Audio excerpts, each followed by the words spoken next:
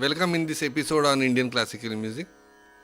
In this episode, we are going to get information about Gharana.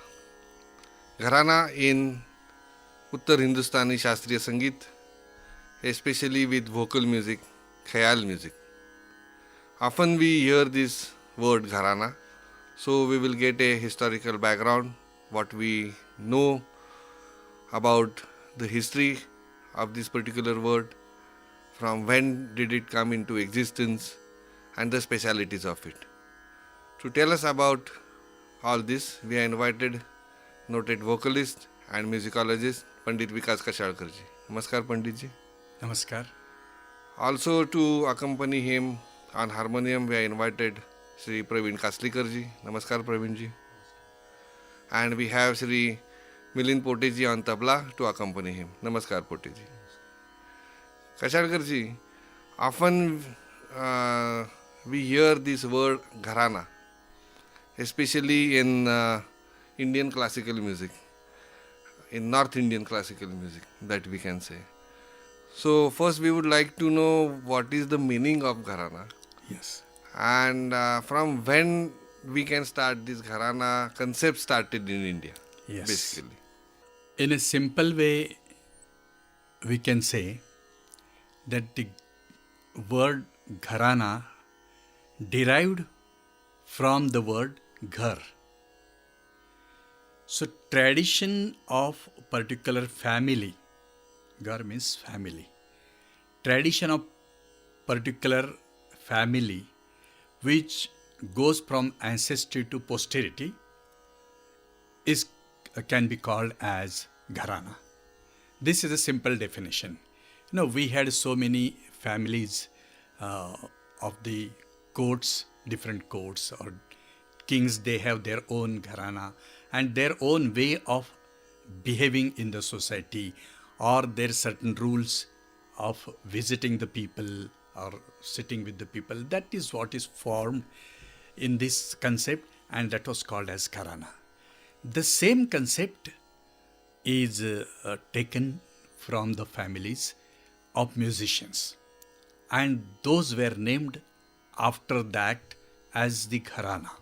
So this is a simple definition, but it has a historical background. When we go back to even to the Vedic period, when Vedic hymns were sung 2000 years before, we had a different tradition of chanting Vedas. And they were named after certain sages like Kaumuthiya Parampara or Bharadwaj Parampara. Like that, there were traditions. And those traditions were kept from generations to generations, and till today we can listen those particular Vedic hymns in that particular style. So Gharana is again called as style also. This is another one. We have, in a same way, the tradition or maintenance of tradition we can find in Dhrupad singing system. But that was named as Bani. Bani and Gharana are almost the same, except for the purpose of difference. We can find that in Gharanas there is a wide scope of elaboration and individuality, whereas in Bani strict rules were followed, and that system, when we come to know through the presentation, we call it as Bani, like Dagur Bani, Nauhar Bani, or Khandhar Bani. These are the Banis of Dhrupad. What happens in Dhrupad at that time when these Banis came into existence, say near about the existence of Akbar's regime. In Akbar's courts, we had so many different Dhrupad singers. they used to adopt their own system of presentation,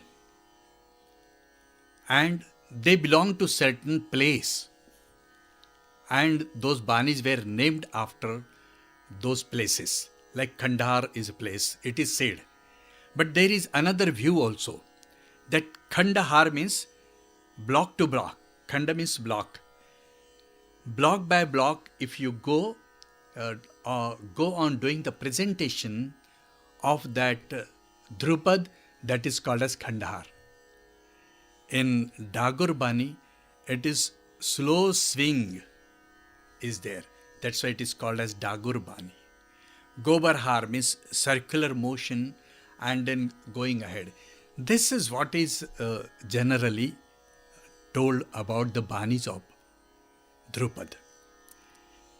These all Gharanas had the origin in those Banis.